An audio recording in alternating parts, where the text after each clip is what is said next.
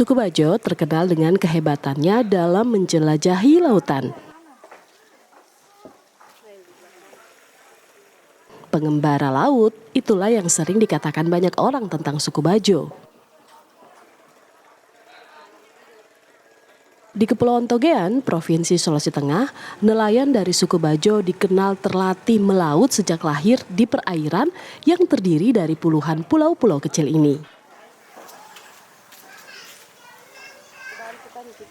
Suku Bajo tinggal menetap di pulau-pulau kecil di Laut Togean. Mereka membangun rumah kayu bertiang tinggi di atas air. Anak-anak menjadikan laut sebagai halaman rumah untuk bermain.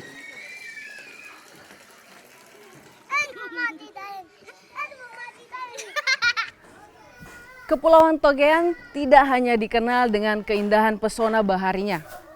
Kepulauan Togean pula dikenal dengan kebudayaan atau kebiasaan-kebiasaan masyarakat Bajo atau suku Bajo yang khas mendiami semua pulau-pulau dan pasti keunikan kehidupan mereka di atas permukaan laut. Mereka, sang pengelana bertahan hidup dari laut, mencari penghasilan dari kekayaan laut, ikan, bintang laut, kerang, hingga gurita. Penghasilan ini menjadi sumber kehidupan mereka untuk memenuhi kebutuhan hidup sehari-hari. Saat ini saya akan mengajak pemirsa untuk mengikuti atau untuk melihat cara kerja atau kebiasaan dari masyarakat suku Bajo saat berada di laut. Cara mencari nafkah dengan mencari gurita. Kita akan melihat cara menangkap gurita dan kemudiannya membawa kembali ke Pulau Papan dan menjualnya ke pengepul.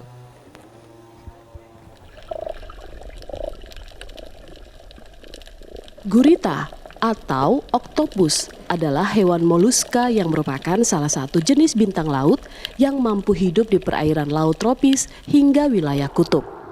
Banyak negara mengolah gurita sebagai bahan makanan, khususnya Jepang yang identik dengan olahan takoyaki, sushi, tempura, dan juga jenis makanan lainnya. Nilai jual gurita yang tinggi membuat hewan bertentakel ini menjadi buruan, tak terkecuali warga Pulau Papan Togean.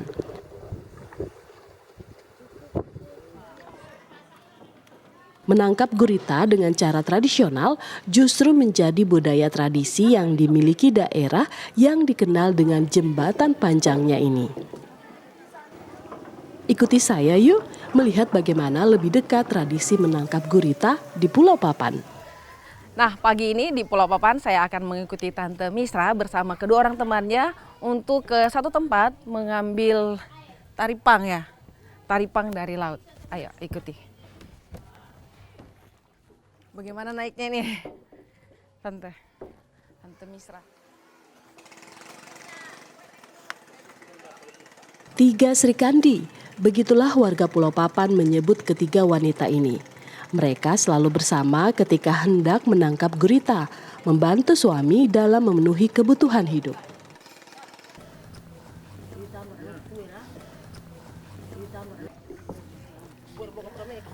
Ternyata saya salah, bersama Tante Misra dan teman-temannya saya akan ke reef untuk mengambil gurita dan akan dibawa pulang ke Pulau Papan.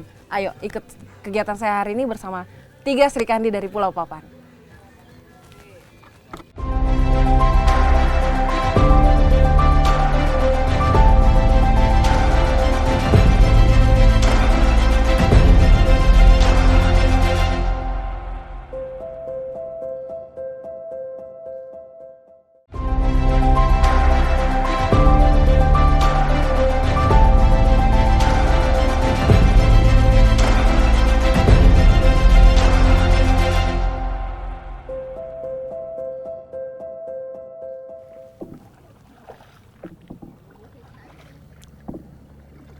Perjalanan menuju Reef California membutuhkan waktu hampir 1 jam menggunakan perahu bermotor. Tapi karena ini Togean, maka pemandangan yang hadir di depan mata tak akan membuat kita merasa capek ataupun lelah. Lokasi menangkap gurita sebenarnya bisa di mana saja, karena gurita hidup dan berkembang di perairan karang. Tapi Tante Mirza dan kedua kawannya paling sering menangkap gurita di Reef California. Selain dangkal, lokasi ini menjadi tempat berkembang biak gurita. Nah, akhirnya saya bersama ibu-ibu dari Pulau Papan sudah tiba di Reef 1 California atau oleh warga lokal dikenal dengan Reef Tangkabo. Ini adalah lokasi tempat para ibu-ibu mengumpulkan gurita, kemudian dibawa ke Pulau Papan. Oleh pengepul biasanya dikumpulkan dulu saat sudah banyak jumlahnya, kemudian dibawa ke Ampana untuk dijual di Ampana. Binatang moluska ini hidup di perairan dangkal hingga perairan dalam. Satwa ini membentuk habitat di bagian dasar laut yang terdapat terumbu karang. Celah bebatuan tersebutlah yang menjadi sarang sekaligus tempat berlindung gurita.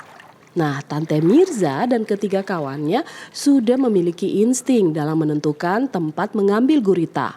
Hanya bermodalkan kayu dan kacamata seadanya, mereka mampu menangkap gurita dengan cara tradisional tanpa menggunakan alat yang canggih.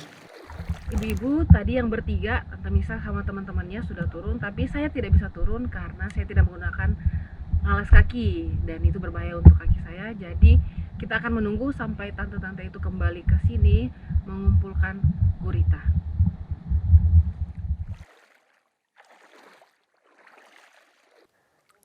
Tak menunggu lama, gurita berhasil ditangkap, lalu dimasukkan ke dalam tempat khusus. Mencari gurita seperti ini terlihat mudah bukan? Tapi membutuhkan keahlian dan insting kuat karena hewan bertentakel ini pandai berkamuflase menyerupai batu karang. Matahari mulai meninggi, air laut mulai naik menutupi Reef Karang, California. Saatnya pemburuan gurita usai. Senyum sumringah ketiga wanita ini nampak jelas di wajah mereka. Membayangkan hasil jualan untuk dibelikan keperluan dapur agar asap tetap mengepul. Jadi setelah menangkap gurita, tante-tante ini atau ibu-ibu ini, 3 Serikandi dari Pulau Papan punya ritual mandi air tawar di atas perahu. Kemudian nanti akan membalur badannya dengan bedak dingin sebagai ritual kecantikan ala tante-tante dari Pulau Papan. Nah, inilah salah satu tradisi yang dimiliki warga Pulau Papan ketika hendak pulang mencari gurita. Mereka akan mandi di atas perahu menggunakan air tawar yang sudah dibawa, lalu merias diri agar terlihat cantik katanya. Jadi tiap kali habis atau selesai mengambil gurita, sebelum kembali ke Pulau Papan, mereka akan mandi dan kembali seperti bersolek tapi memakai bedak dingin. Hasil buruan sudah ada, badan sudah segar, dan wajah pun sudah cantik. Saatnya pulang untuk menjual hasil tangkapan gurita. Nah, sekarang waktunya pulang ke rumah dengan hasil tangkapan hari ini.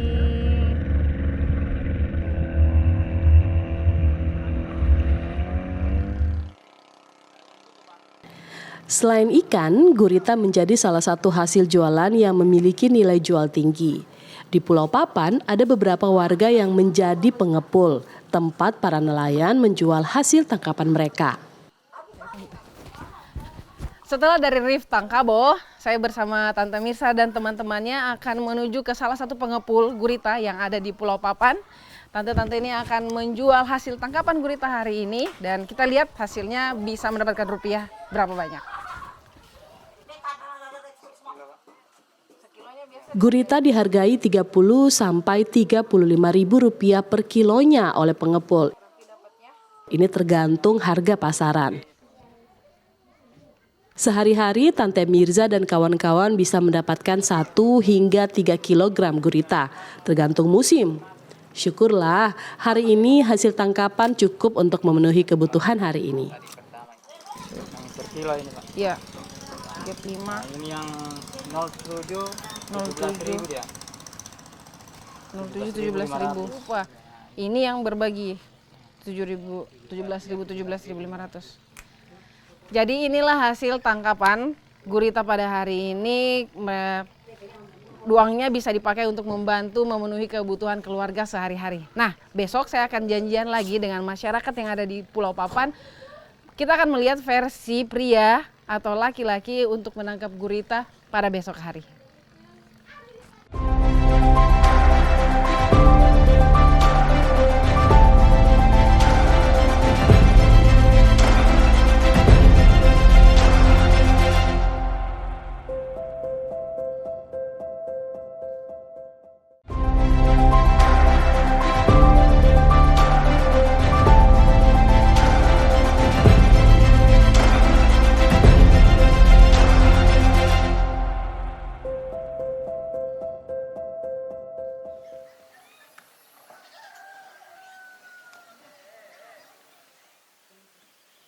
Pulau Papan merupakan destinasi wisata di Kepulauan Togean.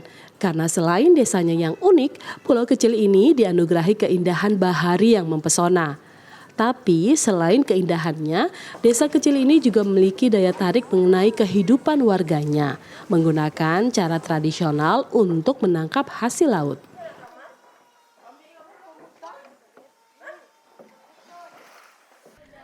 Hari ini saya sudah bersama Pak Along, warga desa Pulau Papan yang akan menangkap gurita.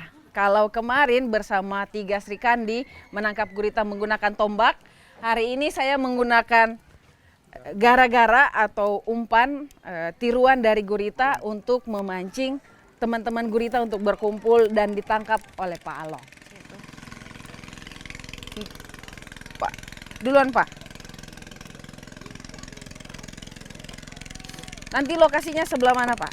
Dekat sini atau di sekitar sini saja? Saya sebelah mana? Sini apa di sana?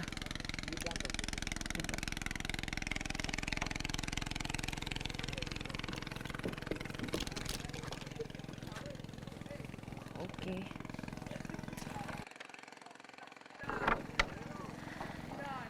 Sekarang kami akan berangkat ke tempat menangkap gurita.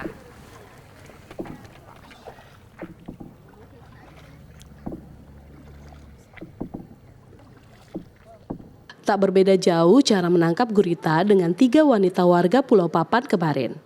Pak Along juga menggunakan alat tradisional. Yang hanya membedakan adalah mereka menggunakan umpan yang disebut gara-gara. Umpan yang terbuat dari plastik diberi pemberat ini dibentuk menyerupai gurita yang akan menjadi umpan untuk menipu gurita agar bisa keluar dari balik karang dan berenang ke permukaan.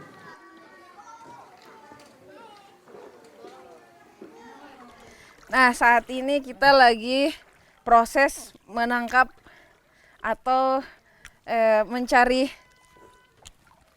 gurita. Dan saya membantu Pak Along untuk setidaknya menenangkan perahu kita. Gurita biasanya hidup dengan cara menempel dan bergerak di bagian dasar perairan. Setelah menentukan lokasi pengambilan gurita, dari atas perahu Pak Along menggunakan kacamata renang, lalu mencelupkan kepalanya dan menurunkan umpan gara-gara.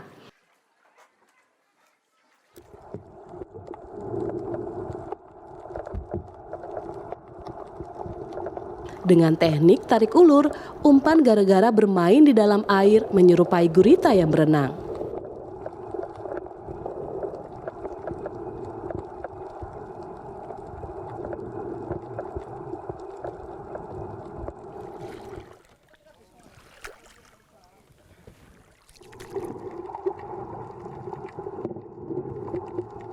Menunggu sesaat, mulai terlihat gurita yang keluar dari balik karang, mengikuti gerak dari umpan tersebut.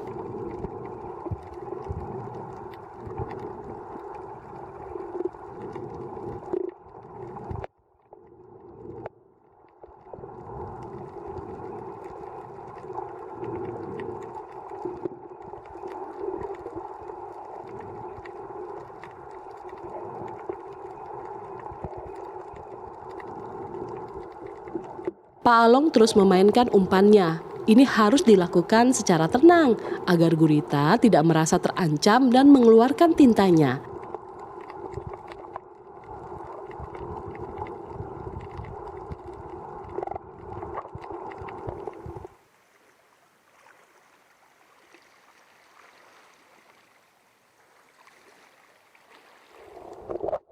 Ketika hendak mencapai jarak yang dapat dijangkau, Pak Along lalu menggunakan kait untuk mendapatkan gurita. Dan ya, Pak Along berhasil menangkap gurita.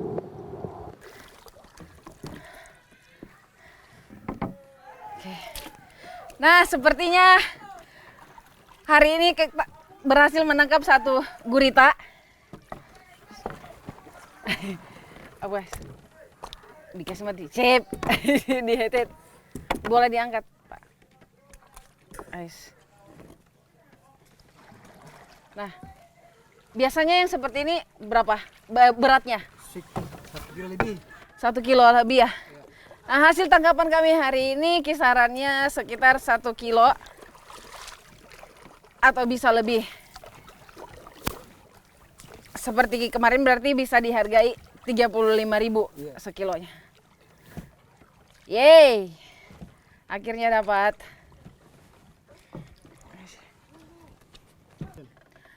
Sejak kapan ini Om Along mulai ikut-ikut tangkap gurita? Masih cowok. Masih cowok-cowok sudah mulai sampai sekarang ya masih turun. Iya. Kalau boleh tahu ini apa kesulitannya tangkap gurita di laut? Ombak, Ombak, arus. Iya. Jadi sebenarnya lebih bagus dia pas air pasang atau pas air surut? Air naik, biasa air turun juga bisa. Sebenarnya dua-dua bisa. Iya. Cuma kalau lebih kencang arus, lebih kencang ombak agak lebih susah. Iya, lebih susah. Tentu saja kawasan Kepulauan Togean bukan hanya dititipkan keindahan alam yang membuat siapa saja akan takjub melihatnya. Kawasan ini juga dianugerahi hasil laut yang melimpah dengan kualitas terbaik. Tapi warga yang bermukim di sini tak tamak. Mereka mengambil seperlunya.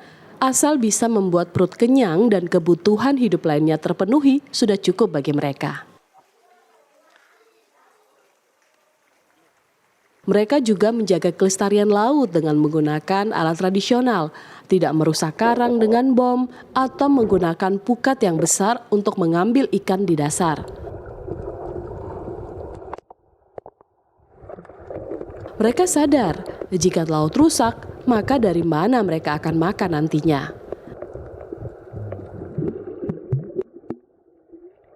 Kita tentu banyak belajar dari kehidupan suku Bajo di Kepulauan Togean. Mengambil seperlunya dan merawatnya untuk selamanya.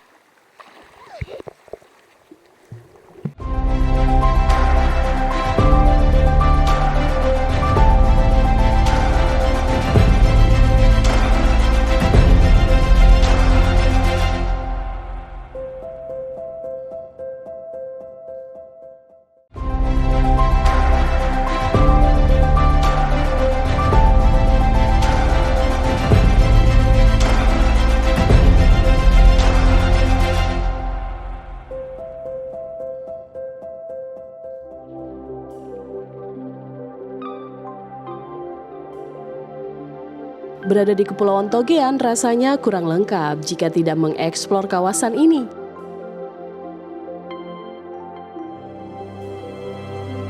Keindahan bahari sudah tak diragukan lagi. Kepulauan yang dikenal dengan kaya akan terumbu karang ini dan berbagai biota laut yang langka juga dilindungi.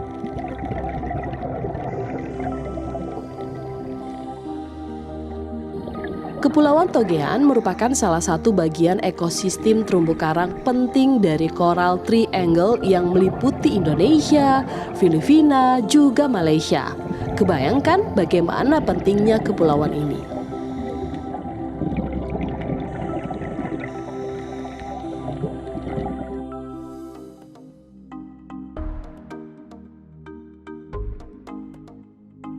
Nah, mumpung masih ada waktu, ikuti saya yuk. Kita akan menuju lokasi yang belum banyak orang tahu di Kepulauan Togean. Perjalanan saya menuju Reef 4 hanya memakan waktu kurang lebih setengah jam dari Pulau Papan. Destinasi ini tergolong baru karena belum banyak yang tahu, hanya warga lokal saja yang sering datang ke sini. Dan akhirnya kita sampai, yeay! Nah, saat ini kita sudah tiba di salah satu reef atau biasa dikenal dengan Reef 4 yang ada di Kepulauan Togean. Dan ini menjadi salah satu destinasi paling menarik yang ada di sekitaran Kepulauan Togean, terlebih khusus lebih dekat jarak tempuhnya dari Pulau Papan.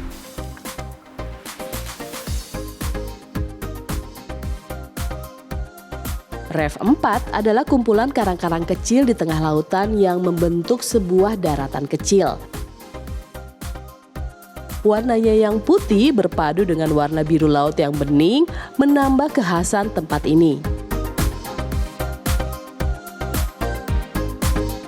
Jika dilihat dari jarak jauh, tampak seperti pasir putih bukan? Namun ini adalah kumpulan batu-batu karang. Sungguh pemandangan ini luar biasa ya. Ini adalah Reef 4 atau warga sekitar biasa dikenal dengan Reef Karang. Tempat ini sekarang menjadi salah satu destinasi utama saat berlibur ke Pulau Papan. Menjadi daya tarik karena reef ini seperti pasir timbul atau karang yang timbul dan kita bisa sewaktu-waktu datang ke sini dan juga menjadi sunset point untuk kalian para pecinta sunset.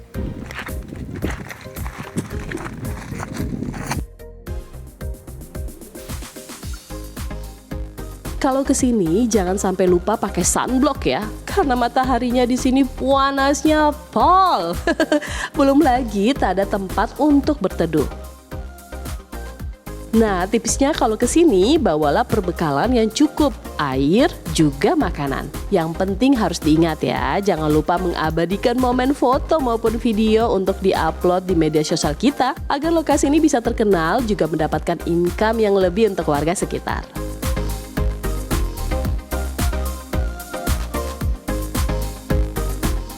Wah, sepertinya perjalanan mengenal kebudayaan tradisi suku Bajo juga menikmati keindahan surganya Togean usai sudah. Perjalanan kali ini sangat mengajarkan saya pentingnya untuk menjaga alam, mengambil secukupnya dan merawat alam dengan baik. Contoh kecilnya, tidak buang sampah sembarangan. Sampai berjumpa di perjalanan selanjutnya. Salam pesona Indonesia.